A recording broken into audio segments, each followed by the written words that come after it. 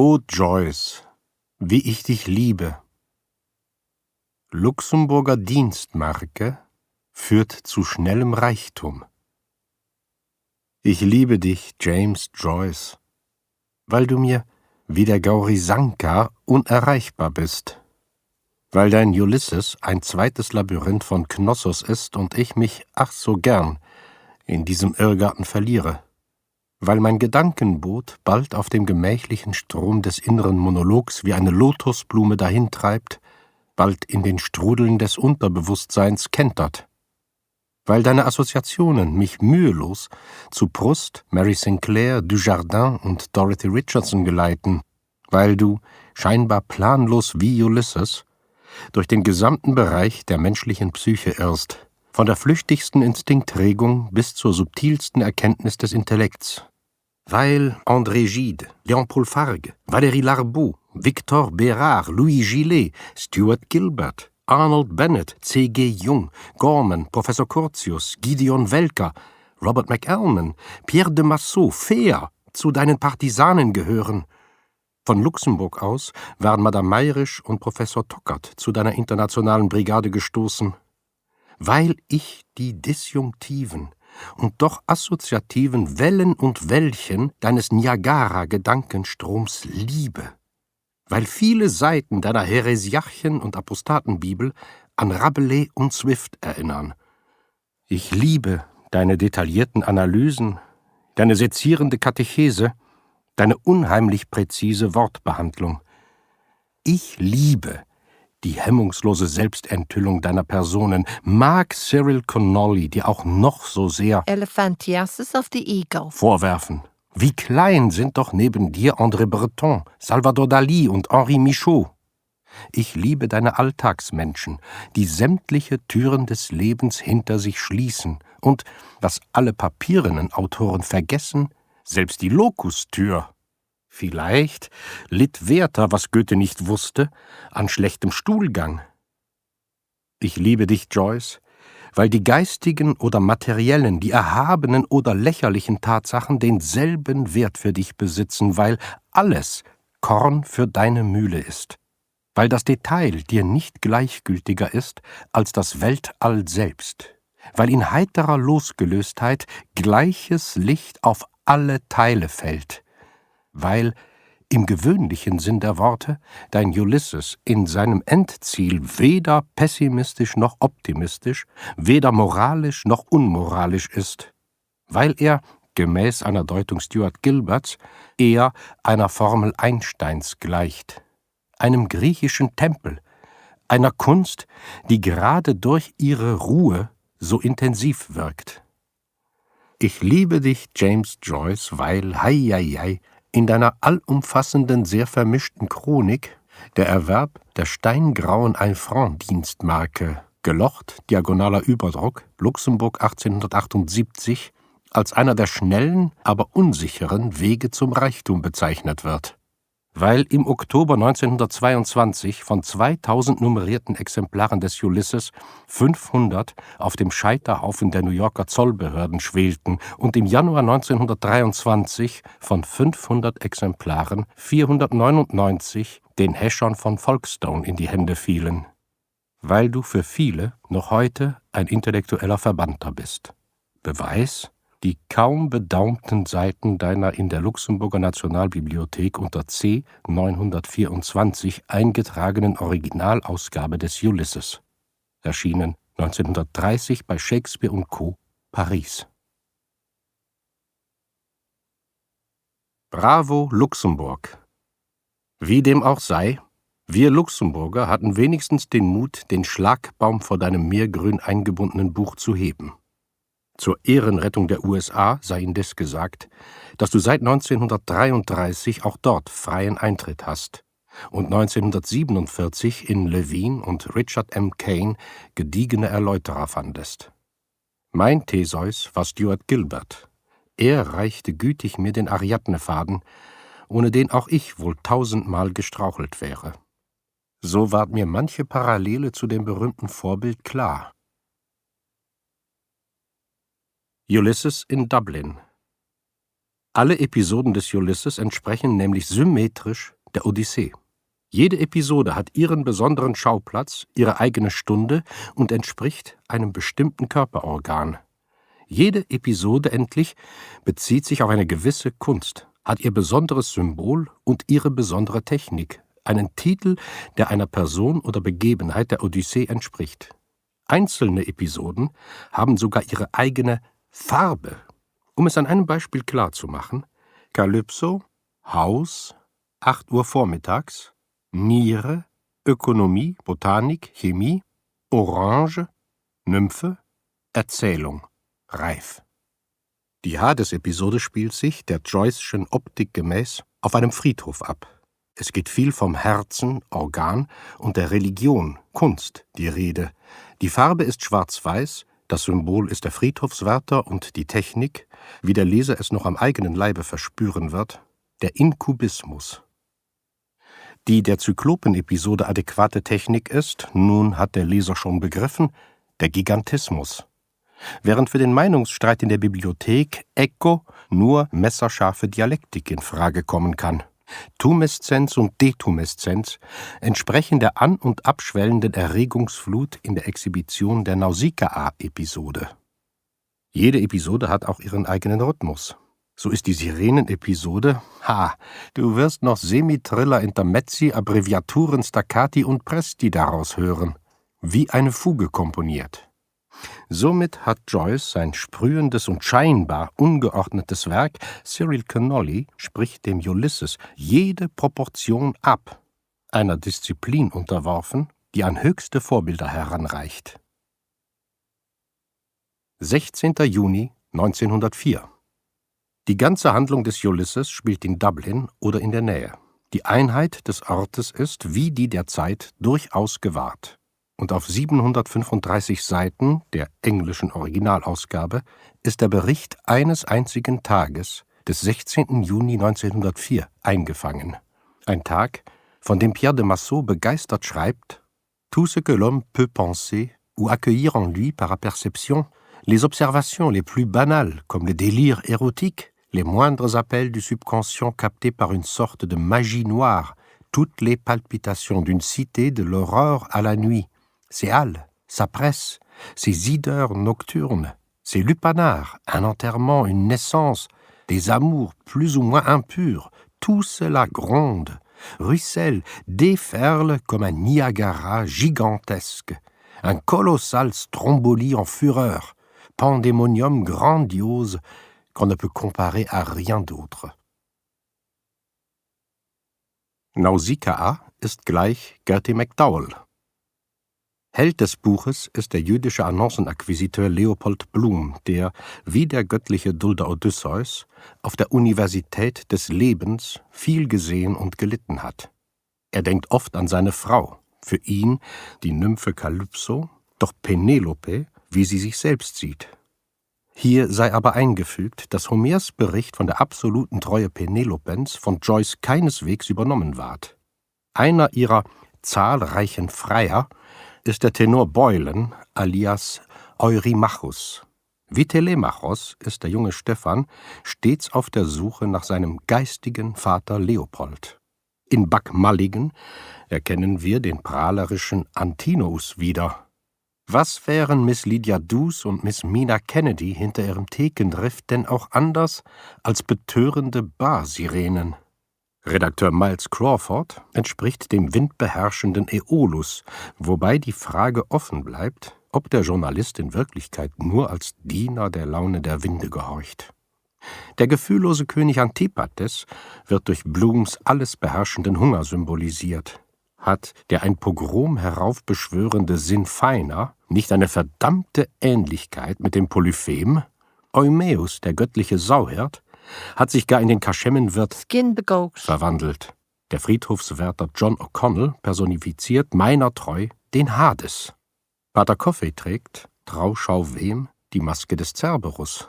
Die Grabdenkmäler Daniel O'Connells und Parnells, irische Freiheitshelden, entsprechen den Schatten Herakles und Agamemnons. Im Gegensatz zur keuschen Nausicaa verströmt sich Gertie McDowell im Schauer intimster Körperenthüllung. Anstelle der Töchter des Helios amtieren 2 Schwestern in Weiß. Manches in der Beschreibung des Schulleiters Deasy erinnert an den alten Nestor.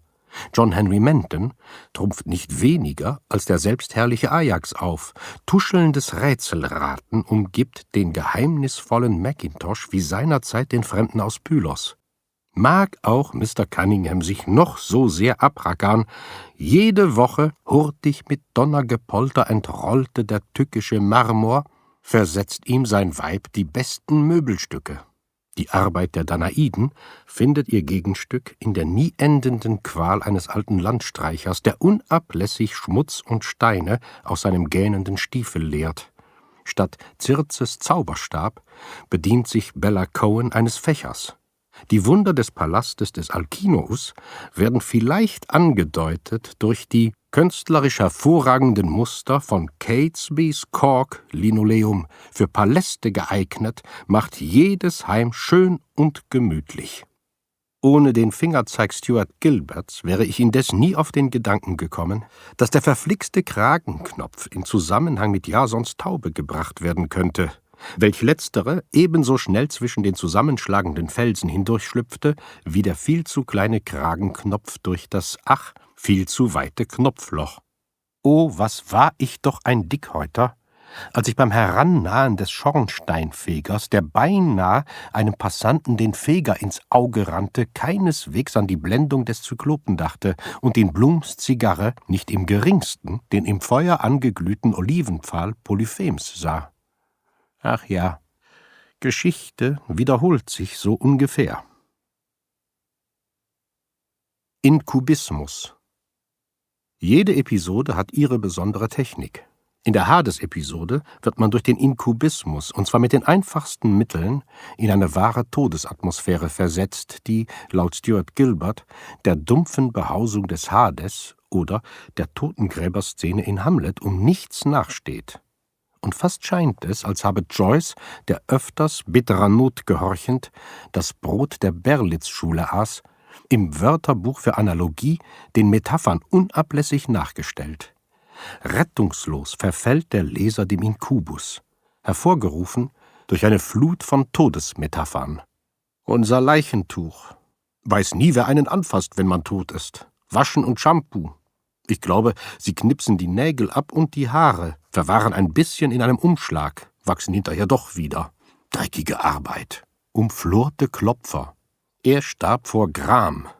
Todesanzeigen in tiefer Trauer, zum unaussprechlichen Kummer der Seinen. Ein Mann mit Trauerflor, sieht nicht gerade traurig aus. Vierteltrauer. Er hatte einen plötzlichen Tod, der arme Kerl, der schönste Tod. Ein Augenblick und alles ist vorbei, als stürbe man während des Schlafes. Die tote Seite der Straße. Ein Kindersarg flitzte vorbei. In a hurry to bury. Rinn mit ihm ins Loch. Zwergenkörper in einer weiß ausgeschlagenen Spanschachtel. Begräbnis bezahlt freundlicherweise der Verein. Wöchentlich 1 Penny für ein Stück Rasenfläche. Hat's schon überstanden. Das Schlimmste ist aber doch, wenn jemand Selbstmord begeht. Verweigern christliches Begräbnis. Früher jagte man ihm einen Holzstab durchs Herz im Grabe. Im Flussbett gefunden, an Binsen gekrallt, die dicken, haarigen Ohren des Leichenbeschauers. Meinte zuerst, er schlief, sah dann sowas wie gelbe Streifen auf seinem Gesicht, war ans Fußende des Bettes gerutscht. Ergebnis, zu starke Dosis, Tod durch Unglück. Dort, Hospital für Unheilbare, sehr ermutigend, unserer lieben Frau Hospiz für die Sterbenden. Totenhalle direkt nebenan, gerötelte Schlachtschafe. Morgen ist Schlachttag, Handel mit totem Fleisch, Nebenprodukte der Schlachthäuser für Gerbereien, Seife, Margarine. Man sollte städtische Beerdigungstrams einrichten, wie in Mailand. Die Linie geht bis an die Tore des Kirchhofs, hat besondere Wagen, Leichenwagen und Trauerwagen und so weiter. Wäre doch feiner, als zu 2 und 2 hinterher zu rennen. Und uns blieben auch Szenen erspart wie damals, als der Leichenwagen bei Dunphy umschlug und der Sarg auf die Straße rollte, rums, umgekippt. Ein Sarg bumste raus auf die Straße, barst auf, Paddy Dignam schoss heraus, rollte steif in den staubi-braunen Anzug, der ihm zu groß ist. Rotes Gesicht, jetzt grau, Mund aufgeklappt, fragt, was los ist. Ganz richtig, dass man ihn zubindet. Sieht offen schrecklich aus. Dann zersetzen sich die inneren Organe schnell. Viel besser, man schließt alle Öffnungen mit Wachs. Der Schließmuskel lässt nach. Alles zusiegeln. Ein leerer Leichenwagen sieht wie erlöst aus. Aasige Hunde. Nach des Lebens Reise, rechts der Steinmetzplatz, letzte Runde. Fragmente von Gestalten ausgehauen in weißem Schweigen, flehend. Nur das Allerbeste. Thomas H. Denneny, Bildhauer und Verfertiger von Grabsteinen. Mord. Das Bild des Mörders im Auge des Ermordeten. Lesen sowas gerne, wie sie ums Leben kamen. Die Leiche soll ausgegraben werden. Es ist nichts so fein gesponnen. Aus den Augen, aus dem Sinn. Weiße Gestalten dicht gedrängt zwischen den Bäumen. Weiße Gestalten und Torsen strömen stumm vorbei. Leere Gebärden in der Luft formend. Armseliges Begräbnis. Wagen und 3 Kutschen. Macht nichts.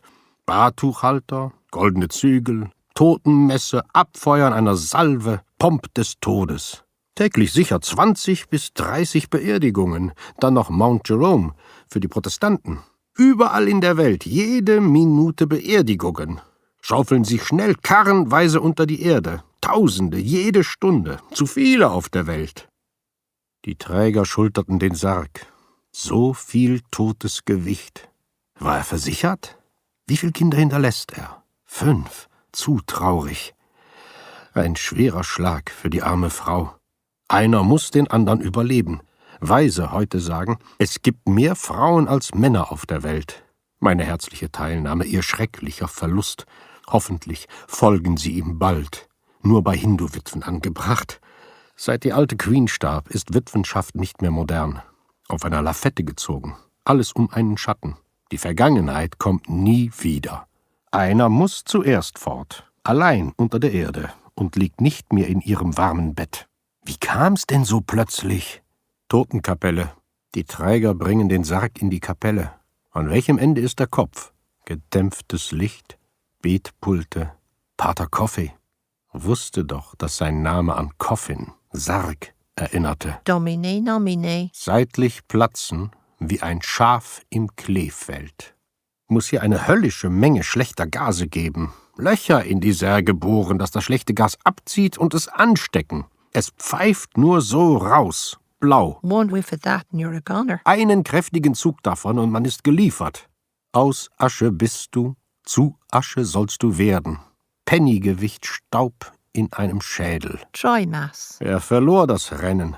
Friedhofswärter. Keine Angst, dass ihm jemand durchgeht. No pass-out-checks. Kontermarken gibt es hier nicht. Habeat corpus. Gebrochenes Herz. Letzten Endes eine Pumpe, die jeden Tag Tausende von Gallonen Blut pumpt. Eines schönen Tages ist sie verstopft und dann ist Schluss. Haufenweise liegen sie hier herum. Lungen, Herzen, Leber, alte, rostige Pumpen.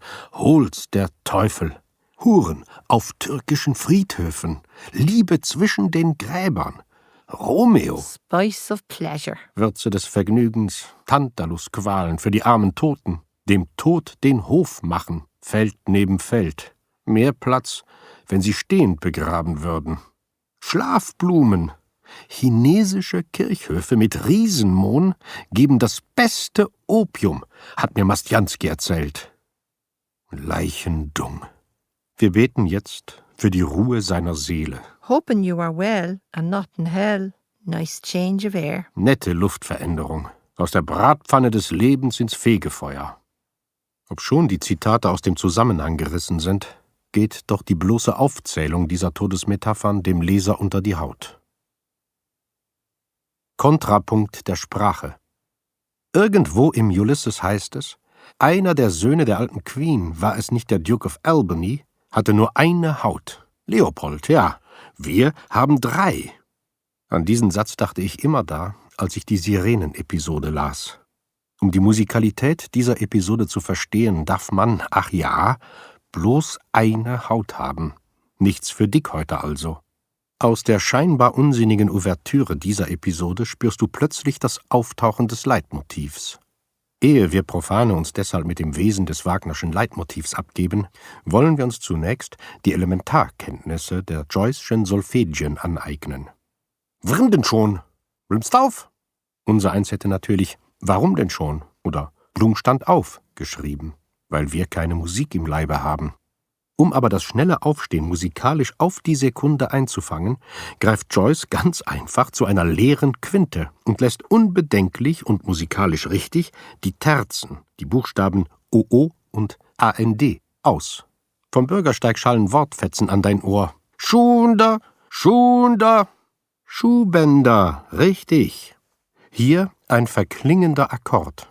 La la la re, bin heute so traurig. La re, so einsam.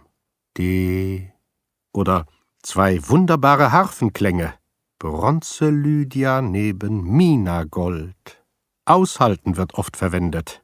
Langsamer ersterbender Klang. Long and dying call. Oder verheiratet mit Blum, dem schmieririgen Blum. Married to bloom, the grease as you bloom. Auch vor einem Fermata-Effekt schreckt Joyce nicht zurück.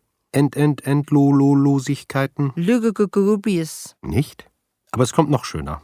Ihr Viva Vuva wallendes, schwascheres Haar ungekämmt. Nanu? Ganz einfach ein Trilando. Und das Wort ungekämmt ist geschrieben, wie es ein Sänger am Schluss einer Kadenz aussprechen müsste. Auch auf Englisch klingt es nicht übel. Her wavy, avy, heavy hair uncombed. Protest aller grammatikalischen Besserwisser, denen das Verständnis für Musik verloren gegangen ist. Hätte James Joyce sich nicht für die Literatur entschieden, so wäre er ein bedeutender Sänger geworden. Musik hat Zauber in sich. Machen wir noch ein bisschen in Musik. Locken, anlocken, ist eine Appoggiatura, eine Ornamentierung des Grundwortes locken. Lure, alluring. Hier ein Rinforzando. Zu langsam für Beulen, Flammenbeulen, Ungeduldbeulen trabte die Stute. Jetzt hämmert der Liebhaber an der Tür. Jemand rappelte an einer Tür, jemand bumste mit einem Nock, Paul de Kock, mit stolzem, lautem Pock, Pock, mit einem Rappelpock, Pock, Pock, Pock. Im Original lautet der Passus wie folgt. One rapped on a door, one tapped with a knock. Did he knock Paul the Cock with a loud, proud knocker? With a cock, cock, cock, cock. Nach diesem Martellato mal wieder ein Sordamento. Alles jetzt verloren. Traurig flötete er. Fall, Ergebung, verloren. Jetzt, hoppla, ein metallischer Anschlag. Stahl, Hufe, Kling, Stahl. Ist das nicht herrlich? Ungarisch, zigeuneräugig, das folgende List-Glissando. Regen. Diddlid, lud. Schmeichelmusik fürs Ohr. Jetzt ein Parlando. Vorbei an Rose, an satinweichem Busen, an der streichelnden Hand, an Bierpfützen, leeren Flaschen, alten Korken, im Gehen grüßend, vorbei an Augen und Mädchenhaar, Bronze und Blassgold, in Tiefseeschatten ging Blum, der sanfte Blum, der ich fühle mich so einsam, Blum. Und hier ein Staccato. Willst? Du? Ich will das. Du? Ach ja, so könnte man an 100 Beispielen, hier ein Stretto, dort ein Rondo, hier wiederum ein Ritornell herausgreifen. Auf die Intuition kommt es an. Oh, dass ihr doch vor einem verirrten Halbsemitriller die Ohren entpflöcktet. Oh, dass ihr doch, falls eure Ohren gegen den Zauber nicht mit Wachs verstopft sind, wie die der Achäer, die Honigstimmen hörtet und fröhlich zurückkehrtet und mehreres wissend. Odyssee. Adjektive in der Vitrine. Ein neapolitanischer Kritiker hat gesagt, der wahre Held des Ulysses sei weder der sanfte Blum noch der rebellierende Stephan, sondern die Joyce'sche Sprache. Usant de tous les styles, depuis le médiéval jusqu'au juridique en passant par le roman feuilleton, le jargon philosophique, le pathos médical et l'argot des bouges, Joyce commençait ce fantasmagorique amalgame de toutes les langues vivantes et mortes, supprimant la ponctuation, concassant les vocables, créant un vocabulaire neuf, amalgame qui aboutira à sa dernière œuvre, Finnegans Wake, laquelle devait, a dit le regretté Louis Gillet, déconcerter ses plus fidèles amateurs, décourager ses partisans les plus fanatiques. In Les Lettres françaises.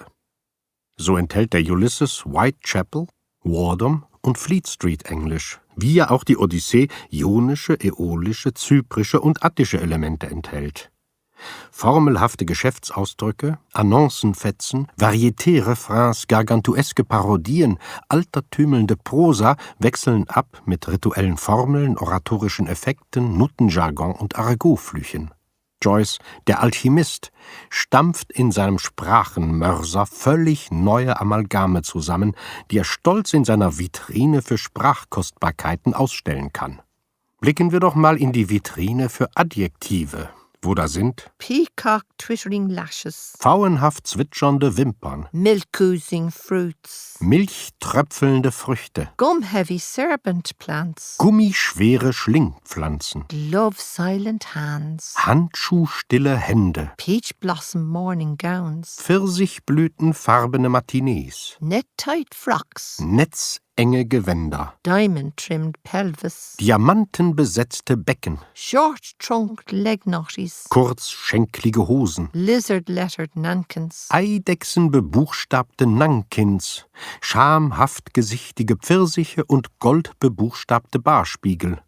Sieh dir mal den starkgliedrigen Mann strong-membered male, mit seiner 8-zölligen Speckschicht an. Er ist hairy-nostrilled, haarig benasenlocht, cabbage-eared, kapsblattohrig, shaggy-chested, haarig bebrustet und fat-papped, fett bebrustwarzt.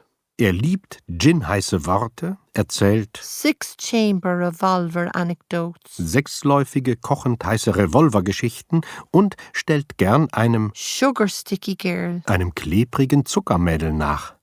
Noch einige Beispiele? Was sagst du zu folgenden Amalgamen?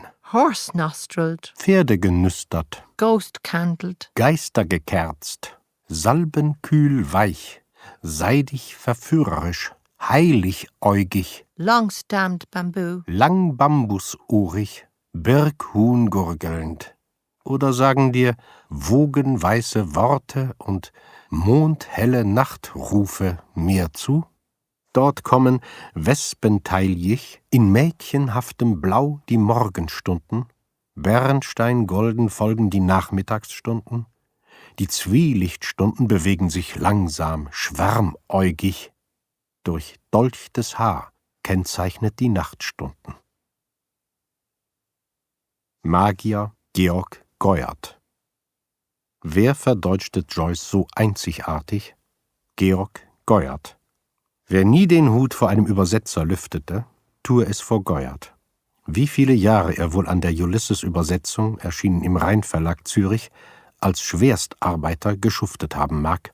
Wie er wohl den Malstrom-Monolog der Frau Blum, der 25.000 Worte ohne jegliche Interpunktion heranwälzt, ins Deutsche eindeichte, wie er wohl den Wortverdrehungen und assonierenden Wortzusammenstellungen zu Leibe rückte, wie übersetzt beispielsweise Goyard den Text krächzender Schallplatten. Jerusalem Jorchai ho. Jerusalem, du hochgebaubaute Sta. Schwieriger wird es schon, wenn wir, habt ein Grammophon in jedem Hause, den lieben alten Urgroßvater auflegen. Put on old great-grandfather. Hello, hello, hello. I'm awfully glad, awfully glad to see you again. Hello, hello, I'm a rough cop, that's it. Auf Deutsch könnte es nicht besser heißen als leg mal den lieben alten Urgroßvater auf. Krarak. Hallo, hallo, hallo. Freut mich sehr. Krark. Freut mich sehr, Sie wieder. Hallo, hallo. Rennt dich. Kopf. Leichter ist wiederum. But their reign is over forever and ever and ever. Aber ihre Herrschaft ist für immer vorüber. Für im Vorüb. Keine Schwierigkeit bedeutet. Davy Byrne smiled, yawned, nodded. All in one. Davy Byrne lächelte, gähnte, nickte, alles auf einmal. Oder He turned a long, you are wrong, gaze on Stephen. er richtete auf Stefan einen langen Du hast Unrecht Blick. Oder Board Bloom tambourine gently, with I'm just reflecting fingers on flat pat brush. langweilig. Gelangweilt trommelte Blum leicht mit Ich denke gerade nach Fingern auf die flache Unterlage, die Pat brachte. Lautmalerei will auch gekonnt sein. Whispering love words. Murmur lip-lapping loudly. Poppy smick, popslop. Flüsternde Liebesworte, Lip-Lappen laut. Touch, touch, tetzeln. Oder They blow icky-licky sticky yum-yum kisses. sie werfen nette, feinklebrige Njam-Njam-Kusshändchen. Oder Smack. She let free sudden in rebound, her nipped elastic garter, smack warm against her smackable a woman's warm-hosed thigh. Klatsch. Sie ließ plötzlich ihr gefasstes, elastisches Strumpfband klatschwarm gegen ihren klatschigen, warmhosigen Weiberschenkel klatschen. Nicht übel übersetzt Goyard. A child renamed Padney Socks. She shook with shocks her money box.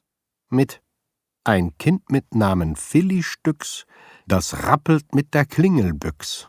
Mit gleichem Glück übersetzt Goyard Sprichwörter, üble Gassenhauer und jiddische Karlauer. Morning mouth, bad images. Morgenstunde, Schleim im Munde. Robbing Peter to pay Paul. Der eine wird bestehlen und der andere damit bezahlt. No more blow hot and cold. Nun ist's mit dem Mäntelchen nach dem Winde hängen vorbei. Sell for a penny pippin. Einen schoflen Apfel verkaufen. Birds of a feather laugh together. Vögel von gleichem Gefieder lachen gerne miteinander. Grin and bear it. Gute Miene zum bösen Spiel machen. Impetuous as old Nick. Stürmisch wie der Gott sei bei uns.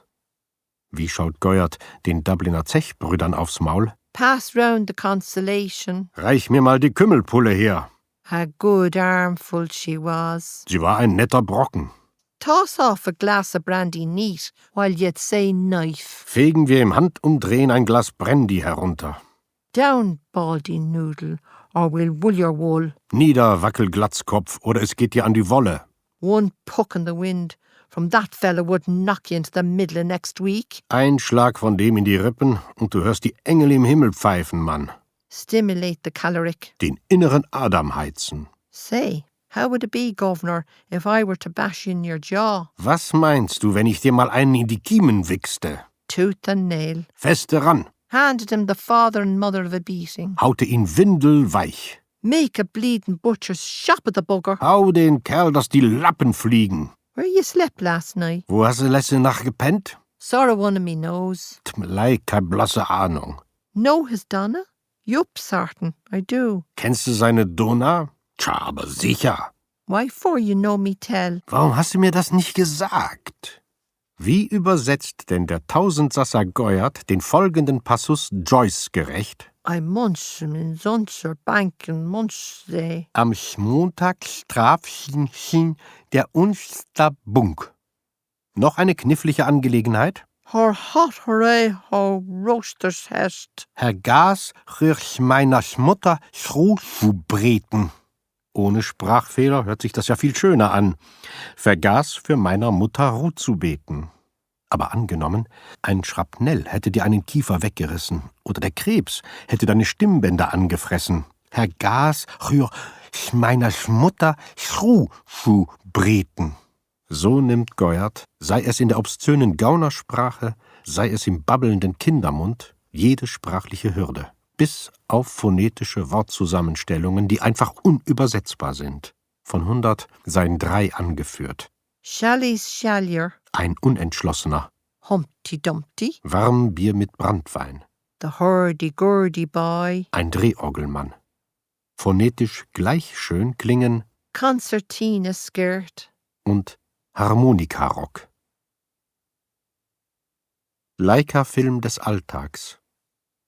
O Joyce, ich liebe nicht bloß die facettenreiche Fülle und den Kontrapunkt deiner Sprache. Ich liebe Blum, den edlen Soliloquisten, den Man at the street. der eher Gedanken als Tatsünden begeht. Ich liebe Stephan, den intellektuellen Verbannten, sein stolzes Non-serviam. Ich liebe die Sérénité dans l'indécence in Marions Dialog, der nach Stuart Gilbert die Quintessenz gemeinster Weiblichkeit darstellt und von dem Arnold Bennett schrieb: Nie habe ich etwas Besseres gelesen und bezweifle, je etwas gelesen zu haben, das ihm gleichkommt. Ich liebe deine Lockenten und Wildgänse, Zoe und Florrie, deine Ladies of the Banyo, deine Bawds, und Sheeps, deine Wenches, und Sluts, deine Trollops, und Hussies, deine. Pick-me-ups, Ich liebe deine Pinkelmänner und Becherspieler, deine Square Pushers, und Stage Door Johnnies, deine. Friends of Frillies, Ich liebe deine Domklauer Paul's Men, und Pressefritzen, Doktor Überallgemein und Doktor Hängt mir zum Halse raus. Ich liebe deine weinsaufenden, ginverschlingenden, schweinsrösseligen, haselnusshirnigen Quadratschieber und Falschalarmschlager. Ich liebe Fräulein um Mimosa San und Fräulein Schüchternheit Espenlaub. Ich liebe deine sonderbaren Heiligen, Sanctus Pseudonymus, Sanctus Homonymus, Sanctus Paronymus und Sanctus Synonymus. Ich liebe Humpelein und Ertig, Dings da, what you call 'em? Seltsamgesicht, Strange face. Kerl der gleicht, Fella that's like, sah ihn schon mal, saw him before, Kerl mit. chap with, Ich liebe den Irgendweriker und das Gesicht ohne Gesichtszüge des Namenlosen. Ich liebe in Ulysses ganz einfach die verkleinerte Wiedergabe des Universums, den Leica-Film eines banalen Alltags.